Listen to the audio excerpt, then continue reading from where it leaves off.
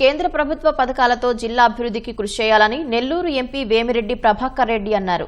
Nellore ZP సమావేశ మందిరంలో జరిగిన జిల్లా అభివృద్ధి సమన్వయ పర్యవేక్షణ కమిటీ సమావేశానికి ఎంపీ హాజరయ్యారు.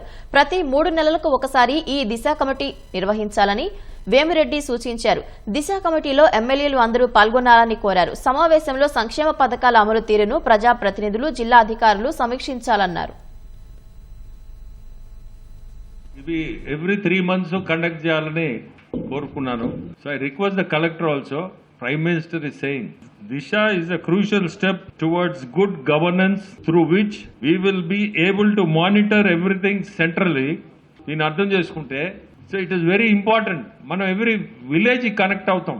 ఏదన్నా సమస్యలు ఉంటే ముందుకు తీసుకుపోయేదానికే ఈ దిశ.